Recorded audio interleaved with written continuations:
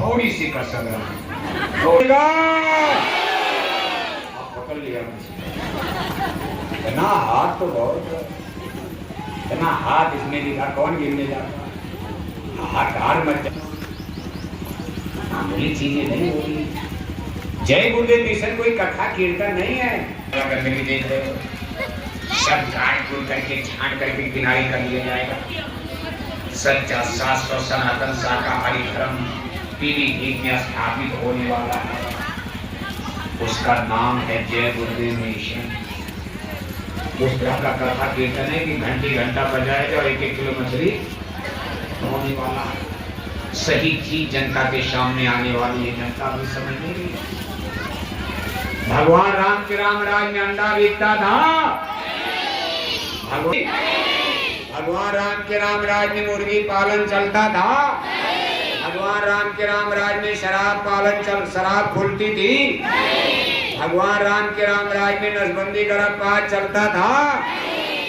और माननीय जोगी साहब के राज में, माननीय जोगी साहब के राज में चलना बंद हो गया, पीलीभीत में चलना बंद हो गया।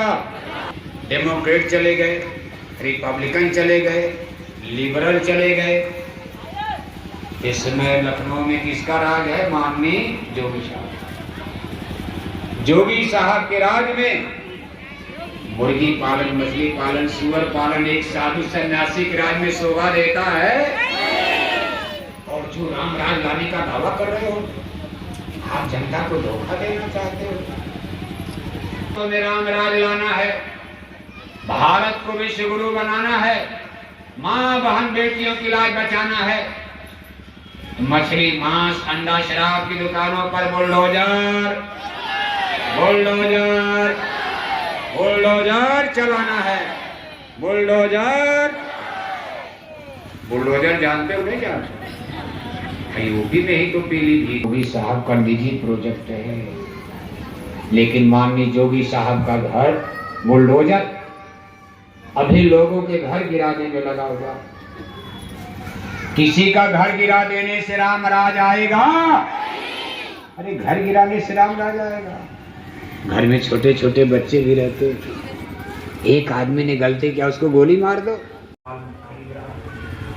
घर टूटे दांत केस भयो जले, ज्योति गई अखियन से, लेकिन ममता तो न गई मेरे।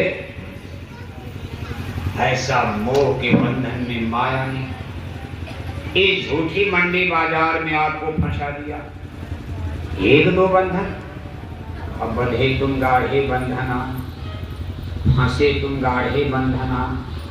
पहला बंधन पड़ा देह का, दूसर तिरिया जाम, तीसर बंधन पुत्र का जाम, चौथा नाती मान, नाती के फिर नाती हो गए तो फिर कहिए कौन।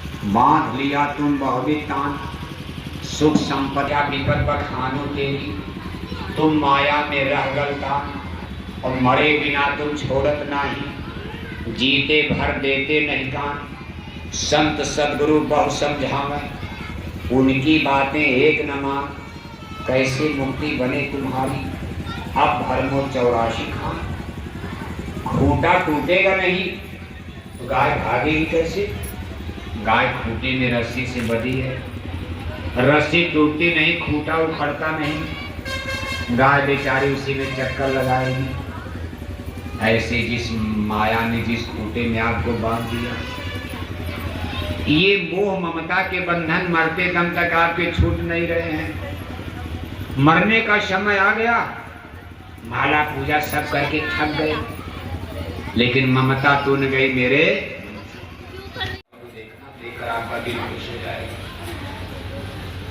आश्रम के बाहर व्यास नदी के किनारे जंगल में कुत्ते को फेंक दिया। शाम को जब गुरु महाराज लौटे, आते ही गाड़ी से उतरते ही पहले पूछते हैं, मेरे कुत्ते का क्या हुआ? सत्संगियों ने कहा, महाराज आपके जाने के कुछ ही मिनट आज कुत्ता मर गया। कहा फिर मरने के बाद क्या हुआ? भाई कहा हमने जंगल में बाउंड्री के बाहर जंगल में फेंक दिया। गुरु महाराज नाराज। भाई कहा मेरे कुत्ते को जंगल में फेंक दिया? जाओ जल्दी उसको उठा कर लिया। कुत्ते को उठा करके प्रेमी लोग लाए। गुरु महाराज ने उसको नहलवाया, धुलाया, बाजार से कफन मंगाया, फूल पत्ती तेल फूलेल मंगाकर उसकी शरीर का कफन रख दिया और आश्रम के अंदर ही गड्ढा खोद करके अपने हाथ से भी दे दिया। इसके बाद थोड़ी देर वहां गमगीन होकर बैठे रहे, जैसे आप किसी के मरने पर मातम पोशी करते थे, ऐसे गुरु महाराज उसकी कब्र पर थोड़ी देर तक बैठे। सत्संगी मर जाते हैं, गुरु महाराज कहते जला तो कोई बात नहीं, मिट्टी मिट्टी। सत्संगियों के जलते समय गुरु महाराज कभी नहीं जाते हैं और कहते भाई तो मिट्टी है, जला दो कोई बात नहीं। और आज एक कुत्ते के लिए क्या हो रहा? आखिर जो उनके बहुत नजदीक थे उन्होंने पूछ ही दिया। बाद में जब गुरु महाराज अपनी कुटिया में आए, सब बैठे, उन्होंने पूछ दिया कि गुरु महाराज हम लोग समझ नहीं पा रहे तो आप एक कुत्ते के लिए इतना दुखी। तब गुरु महाराज ने भेद खोली, अरे इस कुत्ते को तुम समझ नहीं, मेरा पुराना देवी, मेरा पुराना वही भक्त है।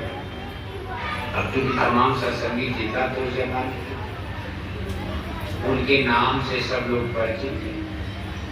गुरु महाराज ने जब नाम लेकर के बताया, मेरा वही प्रेमी सेवादार यहाँ से जाकर के मांसाहारी हो गया। मरने के बाद उसको कुत्ते का जन्म मिल गया, सजा मिल गई। लेकिन चूंकि मेरा नाम रानी था इसलिए मैंने फिर उसको सत्संग में पूछ लिया। आज उसके चोला को मैंने बदल दिया, अब उसको मानव जन्म मैंने दिलवा दिया। 84 शिकाड़ा नर देही ने फिर ले डाला एक अच्छे सत्संगी के घर में, मैं उसका जन्म दिलवाऊंगा। कुछ दिन के बाद उस सत्संगी के घर में एक बेटा पैदा होगा, उसका नाम भी गुरु महाराज ने बता दिया। किसके घर में? जब वो सयाना हो जाएगा मैं उसको अपने सत्संग में फिर भर्ती करूंगा। अब क्यों मेरा आश्रम छोड़ करके नहीं भागेगा? उसको कितनों कुछ कहेगा, कोई और जाएगा नहीं, अपनी बारों भक्ति करेगा, भजन करेगा।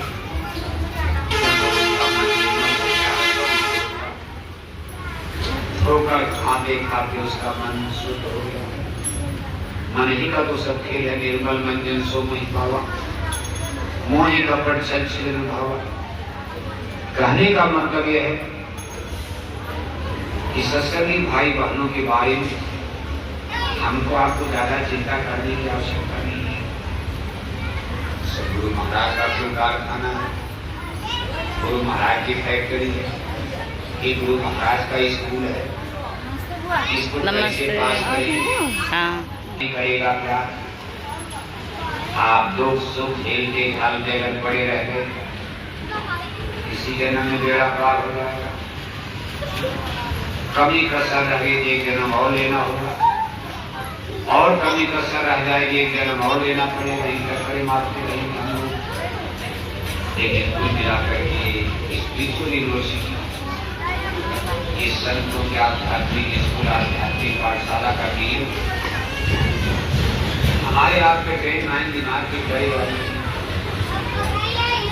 कोई बुद्धि विवेक विचार से, हिंदी अंग्रेजी से, फिजिक्स केमिस्ट्री से,